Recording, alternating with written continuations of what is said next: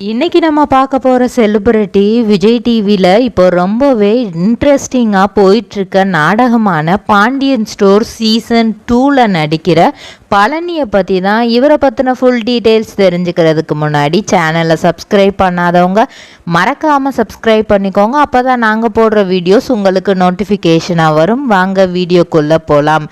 பழனிக்கு இப்போது அந்த சீரியலில் திடீர்னு தான் கல்யாணம் ஆச்சு. அவங்க பார்த்த பொண்ணு வேற, ஆனால் அவங்க கல்யாணம் பண்ணிக்கிட்ட பொண்ணு வேற. ஸோ டோட்டலாக அவங்களோட லைஃப் எவ்வளோக்கு எவ்வளோ சந்தோஷமாக இருந்துச்சோ இப்போ அவ்வளோக்கு அவ்வளோ கவலையாக மாறிடுச்சு. அந்த பொண்ணு இந்த குடும்பத்தை எப்படியாவது பழி வாங்கணும் அப்படிங்கிறதுக்காகவே கல்யாணம் பண்ணிட்டு வந்திருக்கு. பாண்டியன் குடும்பத்தில் என்னெல்லாம் பிரச்சனை ஏற்படுத்தி விடலாம், அவங்களோட பழனியோட அண்ணன் என்ன சொல்கிறாங்களோ அதை அப்படியே இந்த பொண்ணு கேட்குறாங்க. அதன்படி தான் இந்த வீட்டில் நடந்துக்கிறாங்க. ஆனால் வெளியே ரொம்ப நல்ல பொண்ணு மாதிரி நடிக்கிறாங்க. பேசிக்காக பாண்டியன் குடும்பத்தை சண்டை ஏதாவது பண்ணிவிடணும் அப்படின்ட்டு தான் வந்திருக்காங்க. ஸோ ரொம்பவே வித்தியாசமான கேரக்டரை தான் இப்போது ப்ரெசண்ட்டில் பழனி நடிச்சிட்ருக்காரு. இதுக்கு முன்னாடி ரொம்பவே ஜாலியாக அவர் 3 மருமன்களோட நல்லா விளாண்டுட்டு ரொம்ப ஜாலியாக இருந்தார். கல்யாணமே வேணாம் அப்படின்னு தான் இருந்தார். அவங்க அம்மா நான் இறந்துருவேண்டா அப்படின்னு இது சொன்னனால தான் கல்யாணத்துக்கு சம்மதிச்சு அது பல பிரச்சனைகள் போய் இப்போது கல்யாணம் ஆயிடுச்சு அவருக்கு. ஆனாலும் எப்படி ஒரு சில விஷயங்களை ஃபேஸ் பண்ணணும் அப்படிங்கிறது இன்னும் அவருக்கு தெரியாத மாதிரி தான் கதைக்களத்தை கொண்டு போயிட்டுருக்காங்க. ஸோ இவரை நம்ம எல்லாருக்குமே நல்லாவே தெரியும். நிறைய சீரியலில் இவர் பிரபலமானவர் தான். இவரோட பெயர் ராஜ்குமார். இவங்க அப்பா பெயர் மனோகரன், அம்மா பெயர் சாந்தாமணி.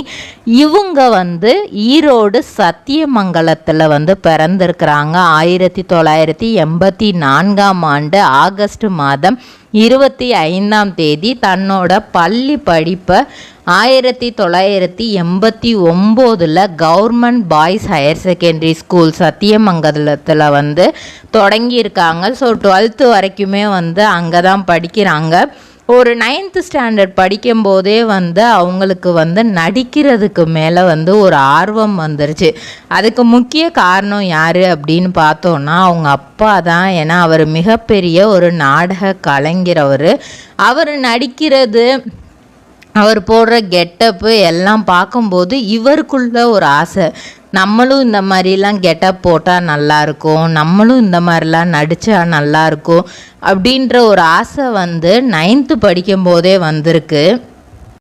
அதை தன்னோட அப்பா கிட்ட போய் சொல்கிறாரு. அவர் இல்லைடா, நீ ஃபஸ்ட்டு நல்லா படிச்சுட்டு அதுக்கப்புறம் நீ இந்த துறையில் போகிறத பற்றி எனக்கு ஒன்றும் இல்லை, ஆனால் நீ நல்லா படி, உனக்கு இந்த நாடக கலை அப்படிங்கிறது ரொம்பவே கஷ்டமான ஒன்று, அதை நம்ம ரசித்து பண்ணணும், அதுக்கு உனக்கு இப்போது வயசு பத்தாது, நீ இதை படி அப்படிங்கிற மாதிரி சொல்லியிருக்கிறாங்க.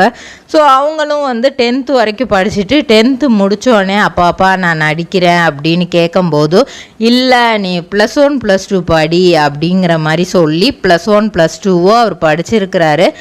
படிப்பு மேலே பெருசாக ஆர்வம் கிடையாது. அப்போது இருந்தே நடிக்கணும் அப்படிங்கிறது மட்டும்தான் அவர் மைண்டில் ஓடிட்டுருக்கு. இவரோட மதர் டங் அப்படின்னு பார்த்தோன்னா தெலுங்கு தான் இவருது. அதனால தான் இவருக்கு அவங்க அப்பா அம்மா கல்யாணம் கூட திருப்பதியில் தான் பண்ணணும் அப்படின்னு சொல்லிட்டு அப்பயே முடிவு பண்ணிட்டாங்களாம். ஏன்னா பேசிக்காக இவங்க தெலுங்கு பேசுகிற ஃபேமிலி. ஸோ அவங்க இவர் தன்னோட பையன் நல்லா படித்து ஒரு பெரிய உத்தியோகத்துக்கு போகணும், நம்மளை மாதிரி இந்த நாடகத்துலலாம் கஷ்டப்படக்கூடாது அப்படின்னு தான் அவர் நினச்சி கொஞ்சம் கொஞ்சமாக அப்படியே தட்டிக்கிட்டே வந்திருக்காரு. ஒரு கட்டத்தில் இவர் எனக்கு கண்டிப்பாக நான் நடித்தே ஆகணும் அப்படிங்கும்போது அவங்க அப்பாவுக்கு வேறு வழி தெரியல. ஸோ டைரக்டர் பாக்கியராஜ் அவங்கள ஃபஸ்ட்டு பார்க்க போகிறாங்க இந்த மாதிரி சென்னைக்கு. அவரை பார்த்தா அவர் என்ன சொல்லிட்டாருன்னா, நீ என்னப்பா ரொம்ப சின்ன பையனாக இருக்கப்பா, நீ என்ன நடிக்க போகிற அப்படிங்கிற மாதிரி கேட்டுட்டாரு. ஸோ சின்ன பையனாக இருக்க அப்படின்னு ஒரு வார்த்தையில் முடிச்சு அனுப்பிட்டாரு. நீ கொஞ்சம் பெருசாக அதுக்கப்புறம் பார்த்துக்கலாம் அப்படிங்கிற மாதிரி சொல்லிட்டாரு. ஸோ இவர்கிட்ட போனால் கண்டிப்பாக ஒரு வாய்ப்பு கிடைக்கும்னு நம்பி தான் வந்தாங்க. ஸோ கிடைக்கல. அப்படிங்கும்போது நெக்ஸ்ட்டு என்ன பண்ணலாம் அப்படின்னு யோசிக்கும்போது ஊருக்கு வந்து நம்ம போனோம் அப்படின்னா ஒரு வேலை இல்லாமல் போகக்கூடாது. முக்கியமாக வந்து அந்த நடிப்பு திறமையை வந்து நம்ம வளர்த்துக்க ஆரம்பிக்கலாம் அப்படிங்கிற மாதிரி யோசிக்கிறாங்க. அவங்களோட ஃப்ரெண்ட்ஸு வந்து அங்கே வேலை பார்த்துட்டு இருந்திருக்காங்க. அப்படி வேலை பார்க்கும்போது ஏன்னா வந்து அவங்க படித்ததெல்லாம் வந்து அண்ணாமலை யூனிவர்சிட்டியில் தான். ஸோ அங்கே படித்த ஃப்ரெண்ட்ஸ் சர்க்கிள்ஸ் நிறைய பேர் வந்து அங்கே வேலை பார்க்குறாங்க. அப்படிங்கும்போது அவங்கக்கிட்ட போய் பேசினப்போ வந்து நிறைய ஃப்ரெண்ட்ஸ் வந்து ஹோட்டலில் வேலை பார்த்துக்கிட்டு தான் வந்து ஃபர்தராக வேலை தேடி இருக்காங்க. ஸோ அந்த மாதிரி பேசும்போது நீ ஹோட்டலில் வேலை பார்க்குறியாடா அப்படிங்கிற மாதிரி கேட்டிருக்காங்க. ஓகே, இப்போ வேறு வழி இல்லை, நான் பண்ணி தான் ஆகணும், நான் இங்கே வாழணும் அப்படின்னாலே எனக்கு காசு தேவை, அந்த காசுக்கு ஹோட்டலில் என்ன வேலையோ அதை நான் பண்ணிக்கிறேன் அப்படிங்கிற மாதிரி சொல்லியிருக்கிறாங்க. ஸோ ஹோட்டலில் அவங்களுக்கான சாப்பாடு எல்லாம் கொடுத்துட்றாங்க. ஹோட்டலில் வேலை பார்க்குறாரு. அதுக்கப்புறம் அந்த ஹோட்டலுக்கு வந்த ஒரு ஆங்கர் மூலியமாக ராஜ் டிவியில் ஒரு ஆங்கரிங் வாய்ப்பு கிடைக்கிது. அந்த ஆங்கரிங் வாய்ப்புமே வந்து ரொம்ப ஈஸியாலாம் கிடைக்கல. நிறைய பேர் இங்கே போய் பாருங்கள், அங்கே போய் பாருங்கள் அப்படின்னு நிறைய பண்ணி அதுக்கப்புறம் தான் அங்கே அந்த ஆங்கரிங் வாய்ப்பு கிடைக்கிது. நிறைய ஸ்ட்ரகிள்ஸு, இதிலேருந்து வெளியே போயிடலாம் அப்படின்னு யோசிச்சுட்டு இருக்கும்போது இது வேண்டாம், இந்த லைஃப் வேண்டாம், அப்பா சொன்ன மாதிரி இது ரொம்ப ஸ்ட்ரகிளாக தான் இருக்குது அப்படின்னு யோசிக்கும்போது வந்து ஒரு பக்கம் மனசு வந்து அதை விட மாட்டேங்குது. இல்லை, நம்ம பண்ணியே ஆகணும், இது நம்மளுக்கு பிடிச்ச விஷயம், நம்ம இதை பிடிச்ச மாதிரி இன்னும் கொஞ்சம் தேட ஆரம்பித்தோம்னா நம்மளுக்கு கிடைக்கும் அப்படின்னு யோசிச்சுட்டு இருக்கும்போது தான் அவங்களுக்கு ஒரு மிகப்பெரிய வாய்ப்பு கிடைக்கிது. ரம்யா கிருஷ்ணன் நடித்த தங்கம் சீரியலில் வெற்றி அப்படிங்கிற ரோல் நடிக்கிறதுக்கான வாய்ப்பு கிடைக்கிது. இதில் ஒரு கபடி பிளேயராக நடிக்கிறாரு. அப்படி நடித்தே வந்து மக்களை நிறையவே இம்ப்ரெஸ் பண்ணிட்டார். அதுக்கப்புறம் இவருக்கு நிறைய சீரியலில் வந்து சப்போர்ட்டிங் ஆக்டர் ரோல் கிடைக்கிது. எதுலேயுமே வந்து ஹீரோவாக நடிக்கிற மாதிரி வாய்ப்பு கிடைக்கல. ஆனால் இவர் வந்து நம்ம இவ்வளோ கஷ்டப்பட்டதுக்கு நம்மளுக்கு நடிக்கிற வாய்ப்பு கிடைச்சதே பெரிய விஷயம் அப்படின்னு சொல்லிட்டு எந்த சீரியலில் என்ன மாதிரி ரோல் வந்தாலும், அது காமெடி ரோலாக இருந்தாலும் சரி, நெகட்டிவ் ரோலாக இருந்தாலும் சரி, அதை அப்படியே எடுத்து நடிக்கிறாரு. அதுக்கு அப்படியே அடாப்டும் ஆயிடுறாரு. முந்தானை முடிச்சு அப்படிங்கிற ஒரு சீரியலில் நடித்தார்.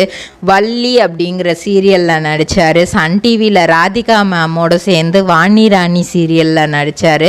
விஜய் டிவியில் சரவணன் மீனாட்சி சீசன் 2லேயும் வந்திருப்பார், சீசன் 3லேயும் வந்திருப்பார். சீசன் 2ல் வந்து லைட்டாக தான் வந்திருப்பார். சீசன் 3ல் வந்து கிட்டத்தட்ட ஒரு நெகட்டிவ் ரோல் மாதிரி பண்ணியிருப்பார். 2014 இவங்களுக்கு இவங்களோட லவ்வரான ராகவியோட வந்து மேரேஜ் ஆகுது. ஸோ அந்த மேரேஜும் வந்து நிறைய கலவரங்களுக்கு அப்புறம் தான் நடக்குது.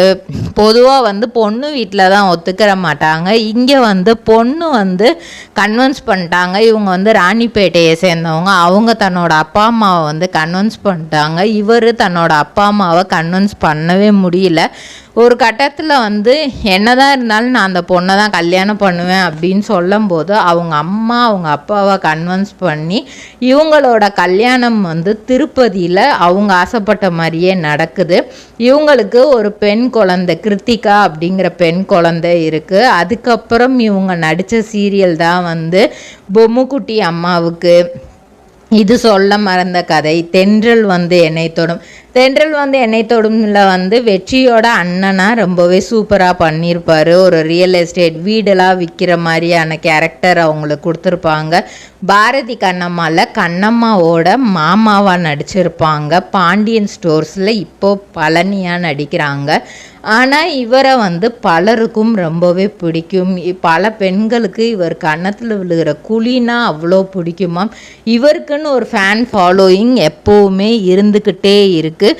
நிறைய ஸ்ட்ரகிள்ஸ், ஹோட்டலில் பட்ட கஷ்டங்கள் எல்லாத்தையும் தாண்டி 2022 வந்து தன்னோட சொந்த வீடை இவர் வந்து வாங்கியிருக்கிறாரு. அதில் இருக்க சந்தோஷமே மிகப்பெரிய விஷயம். ஏன்னா அவ்வளோ கஷ்டப்பட்டு ஒரு சொந்த வீட்டில் போய் உட்காரும்போது அப்பாடா அப்படிங்கிற ஒரு திருப்தி வந்து அவருக்கு கிடச்சிருக்கு. இன்னும் நிறைய சீரியல்ஸ் சீக்கிரமே வந்து படங்கள்லையும் வாய்ப்பு கிடைக்க நம்மளோட பெஸ்ட் விஷயத்தை தெரிவிச்சுக்கிருவோம். இதே மாதிரி பல செலிப்ரிட்டிஸோட பயோகிராஃபி தெரிஞ்சுக்கிற சேனலை மறக்காமல் சப்ஸ்கிரைப் பண்ணிக்கோங்க.